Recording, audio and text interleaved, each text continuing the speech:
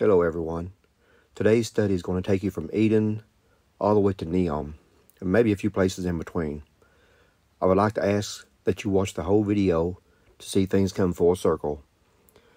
Sometimes the details are in the pictures, some words I will not say. With that, let's get on with the study. Question: where was Adam created? Read Genesis 2 verse 7 and 8. It says, God formed man from the dust and planted a garden eastward in Eden and put Adam there. So Adam wasn't created in the garden, but was placed there. Another question: where did Jesus go, the second Adam, after his ascension? The answer is the heavenly temple. Eden is a type of heaven. Jesus' resurrection is a type of birth from the ground. Like Adam came from the ground. Watch my video on Jesus' birth. Adam was placed east in Eden. Jesus ascended to the heavenly temple to be our high priest and mediator. When he returns, he comes from the east like lightning. Matthew 24, verse 27. Jesus went east and returns from the east to the west. So was Eden a type of temple? We are told Adam was to work and keep the garden, which was the role of the priest in the tabernacle. In Genesis 3 verse 8, God met with Adam and Eve in the garden. The tree of life is in the garden, and also there's a tree of life in heaven. Angels or cherubim are in the garden and on the Ark of the Covenant and also on the temple curtains. There is a river in Eden and a river in heaven. The book of Revelation is full of temple symbols, so be sure and pay attention when you study that book. Revelation 4 verse 3 says, there's a rainbow around God's throne in heaven. And if you look at the Fertile Crescent, you see it as a rainbow over Mount Sinai in the wilderness area where Israel would travel and wander 40 years with the tabernacle that Moses had built. This tabernacle was a copy of the one in heaven. Read Hebrews 8 verse 5. This tabernacle had one door on the east side. Jesus says he is a door in John 10 verse 9. Let's look at the Exodus and the Passover. Chapter 4 verse 22 of Exodus, Israel is called the firstborn son of the Lord. They traveled east from Egypt to the Arabian desert underneath the rainbow. They have a meeting with God at Mount Sinai and build the tabernacle. They are led in the wilderness like Jesus and were tested. They eat manna, the bread from heaven. That's also a type of Jesus. Jesus is the rock struck at Horeb, and water from the rock quenches the thirst like Jesus. Read Matthew 4 verse 8 and Exodus 17 verse 6. Israel then crosses the Jordan River from east to the Promised Land. Just like the tabernacle door, you enter east to west to the most holy place into God's presence. I believe Sinai represents the Old Covenant, and crossing the Jordan represents the New Covenant. It's all about getting back to the garden and presence of God. Israel went down to Egypt. Jesus came down from heaven. Jordan means descend. So Jesus will come from the east and take his bride to the heavenly temple. Then it starts over when we in Christ come down to a new earth or New Jerusalem. The pattern is reversed. Before I move on, later, please watch the 2 temples within on my channel and see heaven and the rainbow in our head. Our head is a type of Christ. Also watch The Gathering. Amazing information. Now the Passover in Exodus 12 and the key in Revelation chapter 9. Israel was told to kill a male lamb and take a bunch of hyssop and dip it in the basin of blood and put it on the 2 side posts and the upper doorpost. Israel was in Goshen on the Nile Delta. Water from the Nile begins at Lake Victoria, or Lake Victory. The city where it begins is called Jinja. meaning rock. So we have water flowing from the rock, which is Christ. By him, we have victory. Just a side note, the Nile used to be called R for black sediments, kind of like black goo you see in the movies. Basin means bow or spread out. Look at the Nile Delta. It spreads out like a bow or a bunch of hyssop, kind of like a hyssop swab used to paint the blood on the doorpost. When the Lord sees the blood in Exodus 12 verse 23, he will not allow the destroyer in. Another side note, hyssop is a medicinal herb for respiratory problems. I found that interesting. Now I'm going to speculate here.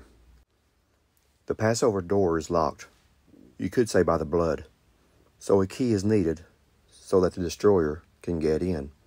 Exodus 12 verse 23. Revelation 9 has some similar parallels to the Passover. Let's start in Revelation 9:1. The fifth angel sounds, and a fallen star or fallen angel receives a key to the bottomless pit. Revelation 9:11, we have Abaddon or Apollyon, which means destroyer, like in Exodus 12 verse 23.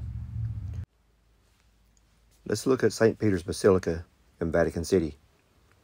It looks like a serpent wearing a crown. It also has a split tongue. The crown looks like a pine cone. Watch Trees of Eden on my channel for more information on that. St. Peter's Square is a serpent body with an Egyptian obelisk in the belly or pit. It's laid out like a keyhole. So I see a spike or key in the pit unlocking the door. The road also looks like scales of a serpent. One company that makes a certain arm stick says in their video that the lipid particles are key to their science and potion. It's on their YouTube channel. In Egypt, the firstborn died of all that didn't have the blood on the doorpost. The firstborn get the right-hand blessing and inheritance. Your family name was thus preserved. By losing the firstborn, it meant your family tree ended. In Egypt it says, even the firstborn of the cattle died. Why cattle? What does cow mean? Look up the meaning in Latin, and also look at the picture, please. Jesus is the right hand of the Father, and we in Jesus' image are heirs with him. In Revelation 13, the right hand or forehead receives a mark. Could that mean inheritance or change of their image to reflect their new father? They will then receive his inheritance, the lake of fire. In Numbers 21, we find fiery serpents biting the Israelites. Moses then sets up the brass serpent on a pole as an act of faith to save them. In Revelation 9, we find locusts stinging as scorpions. Their leader is the destroyer, and they torment 5 months. That's 150 days, the same time as the water was upon the earth after Noah's flood in Genesis 7 verse 24. Those in the ark were saved, sealed behind the door. In Revelation 9 verse 1, the key is given. People will look to the shedding serpent for healing and new life. In Revelation 9:13, we have the altar of the tabernacle of the priest. All the symbols are a type of Israel in the wilderness. And also look up sorcery and pharmakia. I'm sure you know about that, so I'm going to move on. Revelation is a type of the second Exodus in typology. Now, Neom City in Saudi Arabia, or maybe in Eden. I would first like to thank my friend Glenn for keeping me updated on everything happening around Neom and also Sinai and Horeb. Thanks, my friend. You're much appreciated. Let's read Daniel chapter 11, verse 45. Many believe this to be a type of the Antichrist. And he shall plant the tabernacles of his palace between the seas and the glorious holy mountain. Yet he shall come to his end, and none shall help him. Neom is being constructed near Mount Sinai and Horeb. This is under the crescent rainbow in Eden. This was heaven on earth, God's tabernacle. Neom has 3 parts, kind of like a trinity: Oxagon, Torgina, and the line. It's called a smart city because it's carbon friendly. Like the tree of knowledge, makes one wise or smart. First, let's look at Oxagon. Ox is a bull that can't reproduce. Remember Egypt worshipped the bull? Remember the golden calf story? Ox is also for oxygen or air, which is a type of spirit. Agon means conflict or competition. Maybe Satan is trying to use humans as his offspring, and there is definitely a spirit of conflict going on for planet Earth. Trojana has a tower like at Babel, and the slogan, "Journey to New Heights." Remember Satan wanted to ascend above the heights of God in Isaiah, verse 14. Finally, the line is a linear city stretching 105 miles. It's a smart, climate-friendly city. It has hanging gardens, like Babylon. On the outside, it has reflective mirrors, like a sea of glass. Read Revelation 15, and watch my video on that. God told me the sea of glass is a mirror. The sea is actually people reflecting God's image. In Revelation 17, verse 15, we see that water is a type of people. It's an amazing study. Please check it out. Also, the mirror line reflects the gold desert sand, making a street of gold appearance, just like in heaven. Inside the city, they will know everything you do. The rulers will think they are like God and all-knowing. The line also has 3 levels, like 3 heavens Paul mentions in 2 Corinthians 12, verse 2. This all takes place under the Fertile Crescent rainbow, like the rainbow around God's throne. This year, the Climate Change Conference is in Egypt, near Neom. In Revelation 4, verse 3, the rainbow is emerald green.